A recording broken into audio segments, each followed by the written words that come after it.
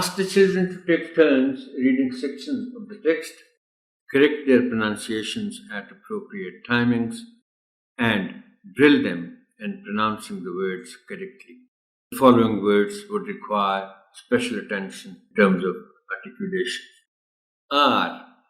ये चूंकि honourable teacher इसका चूंकि पहला लेटर साइलेंट है, इसलिए हम इसको प्रोनाउंस करते हैं आर। लेकिन हो सकता है आपके जहन में सवाल पैदा हो और बच्चे भी ये सोचें कि चले एच तो साइलेंट हो गया मगर बाकी बचा ओ यू आर, तो फिर इस ओ यू आर में और दूसरे ओ यू आर में जिसके मानी है हमारा, इनके प्रोनाउंसिएशन में फर्क क्या है? तो जवाब ये है कि कोई खास फर्क नहीं है सिवाय इसके कि इसको अब थोड़ा सा लंबा करते हैं, आर, और दूसरा है आर।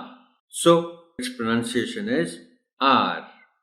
दी, द, काफी बात इस पे हो चुकी है पहले।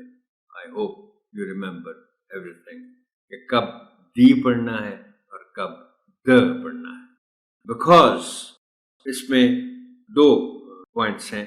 एक तो बच्चों को आपने बताना है कि ये इस लफ्ज को प्रोनाउंस करते हुए बी को लंबा नहीं करना, और दूसरा कॉज में ओ साउंड है, कॉज ऑफ, इस पे भी पहले बात हो चुकी है तफसील के साथ। मैंने ओ डबल एफ और ओ एफ में फर्क भी बताया कि ओ डबल एफ ऑफ है और ओ एफ ऑफ है, ऑफ। इंसिडेंट, इसमें दो बातें, एक तो ये कि स्ट्रेस जो है, मेन स्ट्रेस जो है वो पहले आय पर है, और दूसरा डेंट नहीं इसको कहना, डंट है।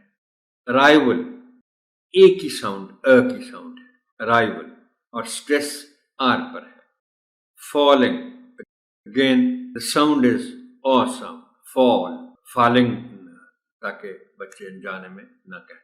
इम्पॉर्टेंट, अब इसमें स्ट्रेस पहली पी पर है और टी ए एन टी की साउंड है, टंट, इम्पॉर्टेंट, इम्पॉर्टेंट। और जिन बच्चों को नहीं मालूम और वो फर्स्ट टाइम इस तरह की इंग्लिश पढ़ रहे हैं तो क्वाइट पॉसिबल कि वो कोई बच्चे इम्पॉर्टेंट कहें, इम्पॉर्टेंट,